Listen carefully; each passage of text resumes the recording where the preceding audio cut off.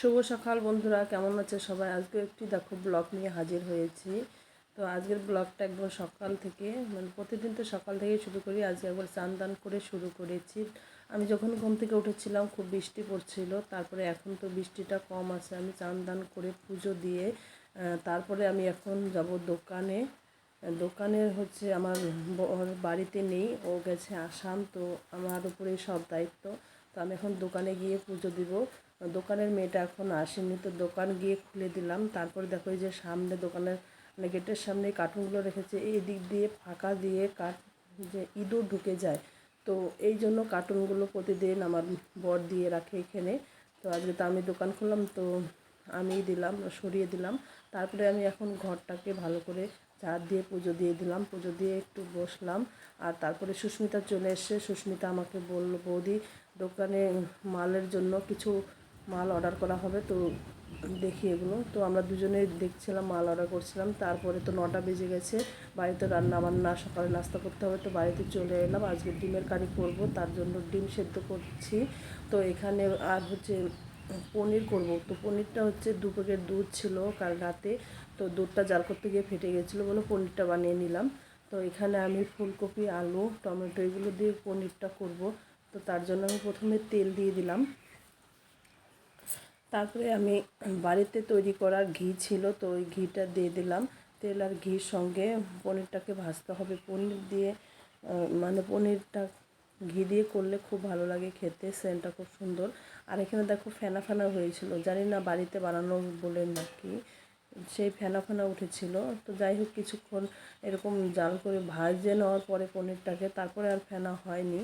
তো তারপরে আমি ফুলকপিটাকে, সবসময় আমি ফুলকপিটাকে আগে একটু ভেজে তুলে রাখি, তারপরে আমি আলু দিই। তো ফুলকপিটাকে একটু নুন হলুদ দিয়ে আমি ভেজে তুলে রাখলাম। তারপরে এখানে আমি ফোড়নে জিরে, শুকনো লঙ্কা, তেজপাতা দিয়ে একটা সুন্দর ফোড়ন তৈরি করে নিলাম। তো ফোড়নটা একটু ভাজা ভাজা যখন হয়ে যাবে, তখন আমি আলুটা দিয়ে দেবো। আলু না, সরি, আদাটা, একটু আদা থেতো করা আদা দিয়ে একটু ফোড়নটা করে নেব। তারপরে হচ্ছে আলু দিয়ে একটু ভাজা ভাজা করে নেব। আলুটাকে একটু নুন হলুদটা পরেই দেবো, কারণ একটা মশলা পেস্ট তৈরি করব এখানে। লঙ্কা লঙ্কা জিরে গুঁড়ো, ধনের গুঁড়ো আর এখানে হলুদ দিয়ে একটা পেস্ট তৈরি করেছি, এই পেস্টটা দিয়ে ওখানে, তো ওখানে ভাজা ভাজা হয়ে গেছে। আর ওখানে আমি একটা টমেটোও দিয়ে দিয়েছিলাম। তো এখানে মশলাটা দিয়ে ভালো করে একটু কষিয়ে নিচ্ছি যতক্ষণ না মশলাটা ভাজা হচ্ছে।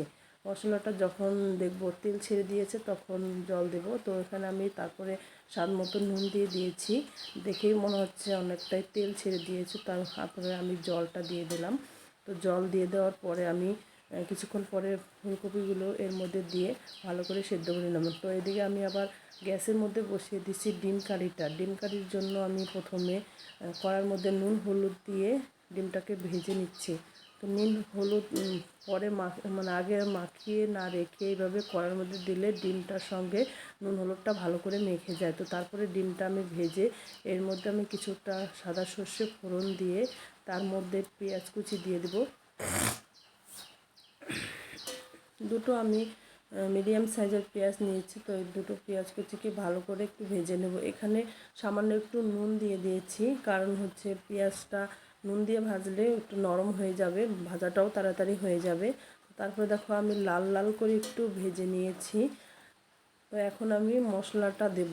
এখানে হচ্ছে রসুন, আদা, কাঁচা জিরে আর হচ্ছে 2-3টে কাঁচা লঙ্কা, এগুলো আমি শিলনোড়ায় বেটে নিয়েছিলাম। তো এই মশলাটা দিয়ে এখানে ভেজে নেব। আর এখানে আমি লঙ্কার গুঁড়ো আর হলুদ নুন দিয়ে দেব এর মধ্যে। তো এই উপকরণগুলি একসঙ্গে দিয়ে ভালো করে একটু কষিয়ে নিতে হবে। একটু সামান্য জল দিয়ে দিয়ে ভালো করে এটাকে কষাতে হবে, মশলাটা যাতে না পুড়ে যায়, কারণ মশলাটা পুড়ে গেলে খেতে ভালো লাগবে না। তো বাটি ধোয়া মশলাটা আমি কিছু জল দিয়ে এটাকে ভালো করে কষিয়ে নিচ্ছি। এভাবে বারবার করে একটু একটু করে কষাতে হবে, তারপরে জল দিতে হয়। আর এখানে আমার ফুলকপির যে নিরামিষ পনিরের তরকারিটা, ওটা হয়ে গিয়েছে।